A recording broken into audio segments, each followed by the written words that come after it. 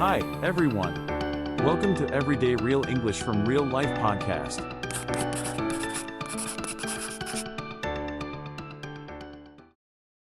Hello, everyone, and welcome back to the Real English podcast. I'm Brendy. And I'm Annie. It's great to be back with you all. So this is episode 15, and it's actually the final part of our little mini-series on neighborly conversations. That's right. In episode 13, we talked about those first greetings, saying hello when you have new neighbors. And then in episode 14, we looked at how to take the next step, actually inviting your neighbors over for maybe coffee or a quick visit. So today, we're tackling the next scenario. You've been invited. Or maybe you're just at a neighborhood get-together, like a barbecue, a potluck, something like that. Exactly. We're focusing on how to join in, how to mingle, and just feel more comfortable talking to people at these kinds of events. Yeah, how to handle yourself at a party situation. First, let's go over a few useful words and phrases you might hear or want to use. We'll say them nice and clearly. Okay, first word, mingle.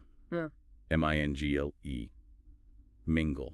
To mingle just means to walk around and talk to different people at a party or event, not just stay with one person. Right. Then there's potluck. P-O-T-L-U-C-K.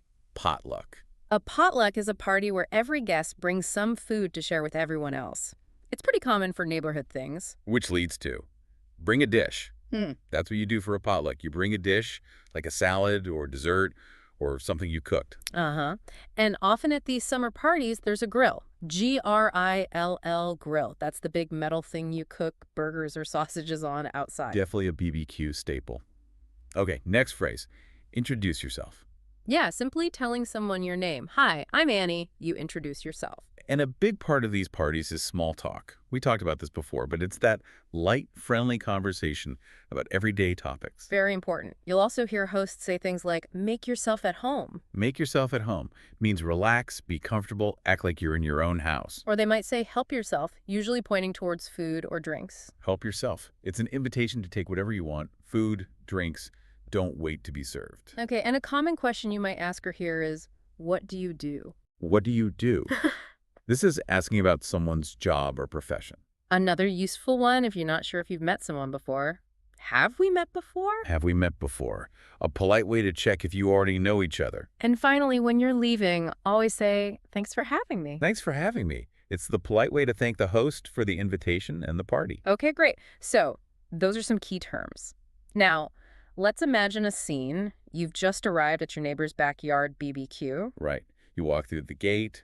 Maybe you brought a dish for the potluck. The host sees you. Let's listen to how that might sound. Okay, dialogue 1. I'll be the host. You be the guest arriving. Got it. Hey! So glad you could make it. Come on in. Hi. Thanks so much for having me. Wow, smells amazing. I brought that pasta salad you like. Oh, fantastic. Thanks so much. Just pop it on the table over there. Make yourself at home. Grab a drink. Help yourself to some snacks. Will do. Thanks. Everything looks great. Glad you think so. Just mingle, and I'll come find you in a bit to introduce you to folks. Sounds good. Okay, end scene. Pretty standard arrival, right? Yeah, felt very natural.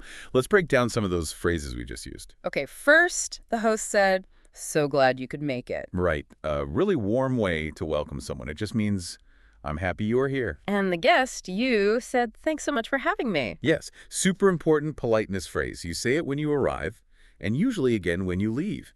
Thanks for the invitation. Thanks for hosting. Then I said, make yourself at home. We mentioned this earlier. Yeah, it's the host saying, relax, be comfortable. They want you to feel welcome. And closely related, help yourself. Usually about food or drinks. It means, don't wait for me to serve you, just take what you'd like. It empowers the guest, makes things easier. Exactly. Other ways a host might say similar things are, feel free to grab a drink, or the food's all out, just dig in. Dig in. That's a very informal way to say start eating. It is. And I also mentioned, I'll come find you in a bit to introduce you to folks. Folks just means people. So the host is actively thinking about helping guests connect. That's good hosting. It is. Understanding that the host wants people to meet and talk can actually make you, as a guest, feel a bit more confident about starting conversations yourself. You know, it's kind of expected. That's a great point. Okay, so you've arrived, you've put your pasta salad down, maybe grabbed a drink. Now what? You need to mingle. Right. Maybe you see someone standing near the food table, also looking a bit unsure. It's a perfect low-pressure place to start some small talk. Okay, let's try that. Dialogue 2. Two neighbors making small talk by the snacks. This time, I'll start. Okay, I'm neighbor number 2. Hi there. Quite a spread, huh? Everything looks delicious. Oh, hi. Yeah, it really does. I'm trying to decide what to try first. I'm Annie, by the way. We just moved in down the street a few months ago. Oh, welcome. I'm Brendy. Nice to meet you properly. I live in the blue house on the corner. Have we met before? Maybe briefly. I don't think so, but nice to meet you too. It's a great neighborhood. So what do you do, Brendy? I'm actually a graphic designer. Work mostly from home these days. How about you? Oh, cool. I teach elementary school, 3rd grade. Keeps me busy. I bet. So, how do you know Sarah and Tom, the hosts? Oh, Tom works with my husband. This is our first time over here, actually. You. Ah, nice. Yeah, we've known them for years. Our kids grew up together. Great people. Well, hey, it was really nice chatting with you, Annie. You too, Brendy. Maybe I'll see you around the neighborhood. Definitely. Enjoy the party. Okay. End scene 2. Just light, friendly questions. Yeah, finding common ground. Yeah. Let's look at some key bits there. I started with a comment about the situation, the food. Quite a spread, huh? That's a perfect opener. Commenting on the immediate surroundings, the food, the weather, the music is classic small talk. Safe and easy. Then you introduced yourself directly, which is great. I'm Annie, by the way, and gave some context.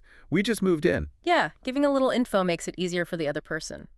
Then you asked, have we met before? Right, because maybe we had, maybe not. It's a polite way to check without assuming. Totally. And then the classic small talk question. So what do you do? Asking about work. It's very common in American and many English-speaking cultures.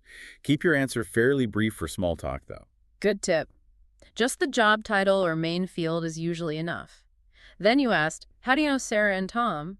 Asking how someone knows the host is another perfect party question. Yeah, it instantly creates a connection point. Everyone there has some link to the host. Exactly. And then to end the conversation politely, you said, oh, well, hey, it was really nice chatting with you. Right. Signals the conversation is wrapping up naturally. You could also say, well, I'm going to go grab another drink, or I should probably go find my partner. Just a gentle way to move on. Perfect. So those dialogues give you an idea. The key is keeping it light, asking open-ended questions, not just yes-no questions, and showing interest. And what about joining a group that's already talking? That can feel intimidating. It can. But often, a simple, polite entry works. You can approach the group, wait for a slight pause, and say something like, hi, do you mind if I join you? Okay, nice and direct. Or, if you know one person in the group, you can approach them and they'll likely introduce you. Even just standing near a group, looking open and friendly, can sometimes get you invited in. It's about looking approachable. Smiling helps. Definitely. And that brings us to a really important mindset tip. Oh, yeah. Don't be afraid to make mistakes, especially if English isn't your first language. Honestly, people are usually much more focused on understanding you and connecting than on judging your grammar. That's so true. These neighborhood gatherings, they're actually fantastic, low-pressure opportunities to practice your English in a real setting. Exactly. People are generally relaxed, friendly. They appreciate you making the effort to communicate.